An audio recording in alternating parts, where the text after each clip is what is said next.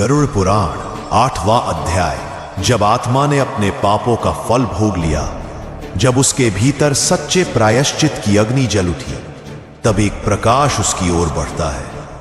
यह कोई साधारण प्रकाश नहीं होता, बल्कि वह दिव्य तेज होता है जो आत्मा को मोक्ष की ओर आमंत्रित करता है। गरुड़ पुराण कहता है, जिस आत्मा ने मृत्यु के बाद नरक का अंधकार देखा, वही प्रकाश की कीमत समझ पाती है। इस अध्याय में आत्मा की सबसे पवित्र यात्रा शुरू होती है, मोक्ष की ओर। उसे अब उन मार्गों से गुजरना है जो न किसी साधारण आंखों से देखे जा सकते हैं, न किसी शब्द से पूरी तरह समझाए जा सकते हैं। यह वो क्षेत्र है जहां समय का कोई अस्तित्व नहीं, जहां केवल सत्य है और वही ईश्वर की उपस्थिति का अनुभव होता है।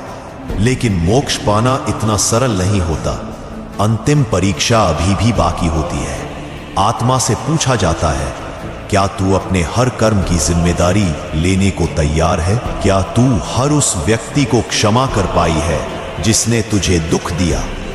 क्या तू स्वयं को क्षमा कर पाई है? यदि आत्मा इन सभी प्रश्नों के उत्तर पूर्ण सत्यता और निर्मलता से दे पाए, तभी वह मोक्ष के उस द्वार तक पहुंचती है जहां ना पुनर्जन्म होता है, ना पीड़ा।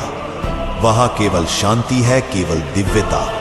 गरुड़ पुराण चेतावनी देता है, जो जीवन में सच्चाई से मुंह मोड़ता है, जो केवल शरीर के सुखों में डूबा रहता है, वह मोक्ष का अधिकारी नहीं बन सकता।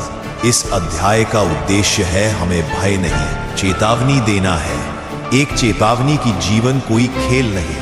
हर कर्म, हर विचार एक बीज है और मृत्यु के बाद वही बीज फल बनकर लौटते हैं। इसलिए आज अभी इस क्षण से चेत जाओ, अपने जीवन को उस दिशा में मोड़ो जहां आत्मा मुक्त हो, जहां अंतःकरण शुद्ध हो।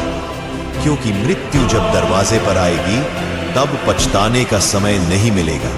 गरुड़ पुराण का ज्ञान हमें इसीलिए मिला है ताकि हम अंधकार में रहते हुए भी प्रकाश की ओर बढ़े। अगर ये ज्ञान आपके हृदय को छू गया हो तो अभी सब्सक्राइब करें, क्योंकि आगे आने वाले अध्यायों में हम जानेंगे आत्मा की पुनः सृष्टि में भूमिका, यमलोक के और रहस्य और उस अंतिम सत्य को जो जीवन और मृत्यु दोनों से परे है। देखते रहिए, क्योंकि अगला अध्याय आपके जीवन का दृष्टिकोण बदल सकता है।